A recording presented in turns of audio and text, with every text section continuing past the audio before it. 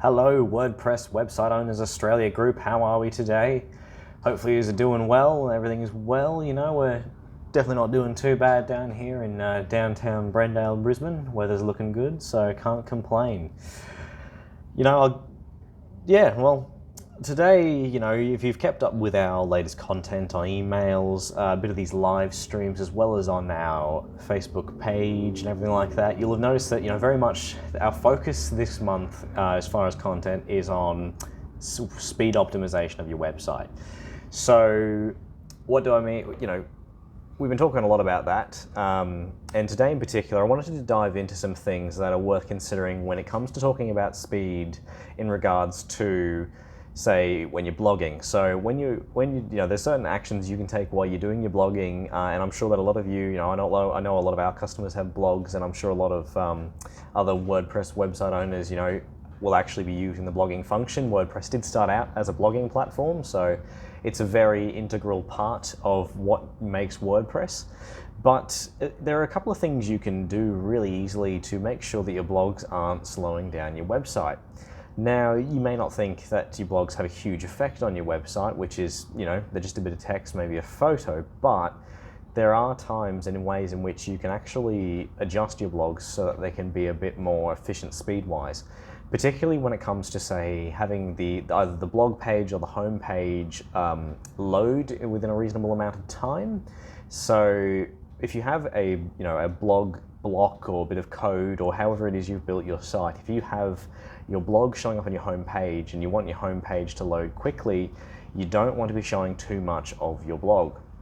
And the same can apply to the blog page itself. A lot of people have a tendency to leave the entire blog opened up on the blog page as opposed to just showing a bit of a preview. So one of the things you can do to make sure that these pages are loading quickly, but also showing off a good chunk and maximizing on your blog content, is by reducing the amount of content that your blog can show. Now, what I mean by that is using excerpts. So when you're, depending on which theme you're using or what you've got going on in your particular WordPress installation, you can actually set it so that your blog is going to show an excerpt rather than the entire blog. So it's it keeps things loading a lot more quickly because you don't have your home page or your blog page trying to pull up the entire blog or multiple blogs all at once. So it's just making that much more efficient by only showing people only showing people that first part of the blog, enough to get them interested and get them to jump in. You can actually set up what your excerpt says it's usually at the bottom of the blogging, depending on what you're using, but yeah, there's usually an excerpt option or box on your posts page when you're making a new post. Otherwise, WordPress can actually just auto-generate an excerpt. You have that option as well. Say for a theme like Divi, for example, in the Divi Builder, when you go to add a blog module or block or whatever terminology you prefer, it will give you the option to either auto-generate an excerpt or show a manually written excerpt. But either way, yeah, using these excerpts is a great way to make sure that you're not loading anything more than you need to on these pages. The other thing you can do too, as far as reducing that loading as well, is if you're a blog that has a lot of comments going on and you've got a good following, you've got people interacting, which is definitely what you want. However, you don't want it slowing down the page because, again, another tendency is to leave all the comments on one page, which again means more loading, more time, and your people are going to have to wait longer, which increases the probability that they're just going to give up and bounce away from your website. In order to avoid that, what you can actually do in the discussion settings of your WordPress dashboard is set it so the comments display across multiple pages. So by doing that, once again, you've sort of spread out that content a bit or made it so they only have to load that first little bit of content. Otherwise, they'll be, again, loading all those comments, and if you're a highly active blog, that's just going to be an unnecessary amount of information that they're not necessarily going to want.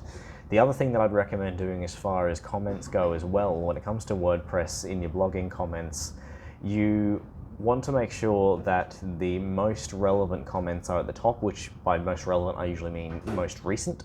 And sometimes WordPress by default will actually have it so the oldest comments are at the top because they've posted first, but it tends to be, make a page look more alive if you have it so that the newest comments are the ones that are actually at the top, because that's what's current, that's what's happening now, and it just makes your web page look that much more alive. I've got a little sidetracked here. This isn't so much a speed tip, but it is an important tip as far as your WordPress blogging goes.